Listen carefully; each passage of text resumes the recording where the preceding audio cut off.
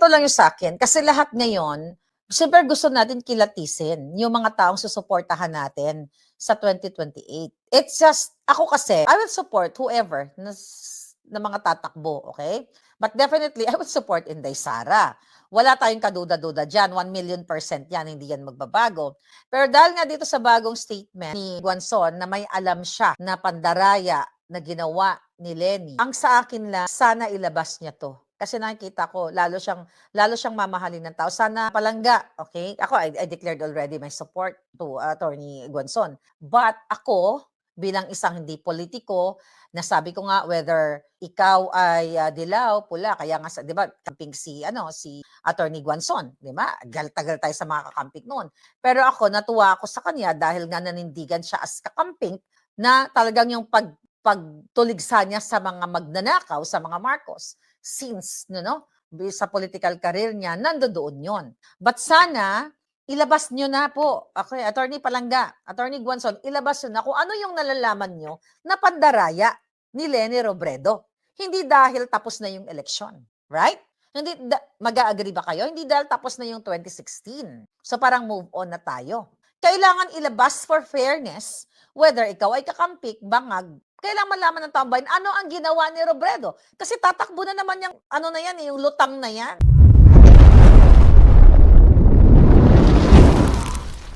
No, ako'y nagsalita laban sa mga bangag. Wala akong inisip, may mga nagsasabi na huwag ka nang magsalita kasi ganito ganon, kapapanalo lang ni Bangag Jr. That was August. July pa nga nagsasalita na ako eh. Kasi yung heart ko, yung paninindigan ko, hindi pa pwede dahil tayo yung nanalo, di ba? Tayo yung Marcos Bangag. Dahil tayo na ang may hawak ng gobyerno, hindi na tayo magsasalita, tatahimik na tayo. Kasi magkakampi tayo, okay lang. Kasi pinaghirapan natin. Imagine mo si Bangag, since 2015, when I started vlogging from Balikbayan Box and Tanimbala, So, inaano na natin si Bangag. Ako, talagang iniisip ko na, baka na hindi na magbabagoy na yung Pilipinas, isosoli nila kung ano man yung mga ninakaw nila. Nagkamali ako doon, big time. Even Inday Sara, nagkamali big time. Pero nung dumating ako sa point na nakaupo-upo pa lang ni Bangag, I realized na nakita ko na pag nanakaw lang palang gagawin ng mga buwaka ng ina, pag-aadik lang pala, pagpapahirap sa taong bayan, tumayo ako, hinarap ko kayo. At sinabi ko sa inyo, sorry, nagkamali tayo, nagkamali ako. Sorry kung pinromote ko si Bangag, nabudol tayo. Minura niyo ako, mahali ka, Jutang, lahat na, tinanggap ko yon. I don't give di ba? Kung i-unfollow niyo ako, which is nangyari yon. Natanggal pa nga yung mga Facebook natin. Imagine niyo panahon ng Dilawan, panahon ni Noynoy, panahon ni PRRD, yung ating two Facebook page na may 1 point something million, tinake down yun ng mga bangag. Ginamit ng gobyerno ni Marcos Jr. nung ako'y nagsalita. Ininda ko ba yun? That's more than 1 million followers, mga palangga. Ininda ko ba yun? Naglungkot-lungkutan ba ako? Hindi. Kasi sabi ko, kung hindi ako maninindigan, na nakikita ko tong mga hayop na to, si Bangag, ang buli, warak-warak na yung buli, si Lisa Tanas, addictus na, alam nyo na yan eh. 'Di ba? Lahat ng pagnanakaw, din tatahimik lang ako. What the fuck? Anong pinaglalaban ko dito? Anong paglalaban natin? Kung nakikita na natin na pinagnanakawan na tayo, tatahimik lang ako kasi nakakatanggap naman tayo ng maleta. Katulad ng mga ensimada, ng mga bangag na talagang binibigyan ng pera, binabudgetan ng gobyerno ni Bangag, yung mga mukhang nget pa, yung mga mukhang ulalo na mga tao nila. But I did not choose that pathway. Nasabi ko nga, alam nyo, pag nakipag-usap ako sa mga kaibigan ko, bakit chami-chami kayo ni Lisa? What happened? 'Di ba? Ano nangyari? Yung iba, pag panalo pa lang ni Bangag, ni Satanas, ang dami na, 'di ba? Alam niyo yan, ang dami nang gustong sumipsip kay Lisa Tanas.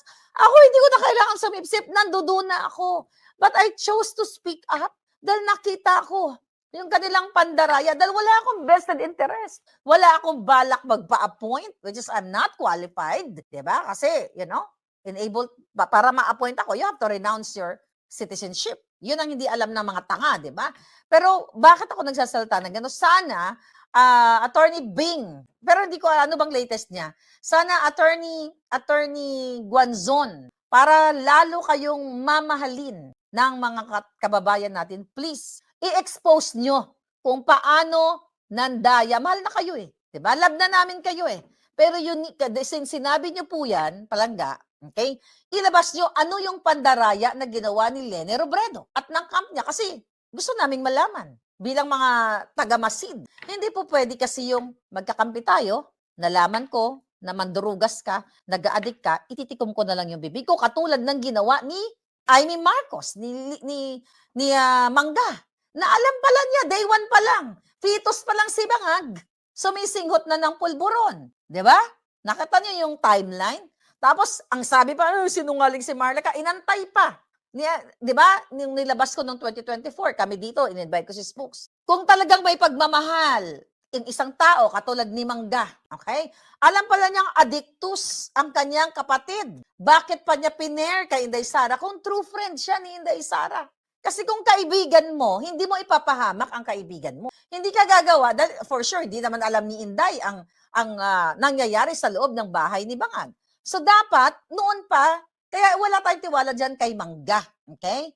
Wala tayong tiwala dyan kay Mangga. Kasi inamin niya, vindicated si Marlica. Imagine mo, inantay pa niya. Hinayaan ni Amy Marcos na sindak-sindakin ako ng ulul niyang kapatid, ng mga adik niyang kamag-anak. Siya rin naman nagsabi, buong pamilya ni Bangag ay nagsisingot. Natakot-takutin ako ng NBI, lahat ng departamento ng gobyerno na extradite ako. Dahil sinabi ko, adik yung kapatid niya. Di ba? You know that? Nung nagsalta siya doon sa INC, sinabi niya na ang kanyang kapatid ay adik talaga. So ayaw natin ng ganun, na mga tatakbo na, alam mo pala na adik ka, bakit may ganun, bakit hindi ka nagsalta? So ako, nananawagan ako, para sabi ko nga, na dapat ilabas talaga ni Attorney. Maraming alam yan, kasi kakamping yan eh. Ito yung malungkot. Ganito na lang ba yung sasabihin natin? Ito, ano na to na parang, magkakampi tayo ngayon. Kahit na tumutuwad ka, bumabaliktad ka, ninanakaw mo, tahimik lang ako kasi friends tayo. I'm not that kind of friend. Okay? So kaya nga, mga palangga, during mga meeting, even sa Austria, you know that, di ba? Mga palangga ko dyan, kung pinili ko, kung pinili kong magkaroon ng vested interest to make money, to nakaw the money, di ba? Hindi na ako nagsalita. So we want someone, okay, na maupo sa kahit anong departamento, kahit anong posisyon sa gobyerno, na talagang ang puso ay para sa Pilipino pangkalahatan, hindi sa personal na interest. So tutusin, di ba? At my age, prime, ako dapat yung, katulad ng mga, alam niyo na, mga kumamal na ng pera dyan sa Bangag, di ba? Nasa edad ko pa lang na parang hindi pa ako totally accomplished sa buhay ko na na-reach ko na yung, I feel like na-reach ko na yung tugatog ng tagumpay in terms of happiness. Di ba? Kasi iba-iba naman yung definition ng happiness sa atin. Pero what I'm trying to say, materially, financially, di ba?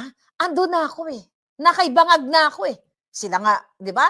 Sila nagbabato ng mga messages, great, thankful messages. I did not ask anyone. Pero August, nakita ko na po, ano tong gobyerno ni Bangag? Puro pangawat. Kaya nga, sinasabi ko sa inyo, heart to heart, na kung meron tayong susuportahan, kung meron kayong alam na pag nanakaw, o kahit sino, ilabas nyo na lahat. Right?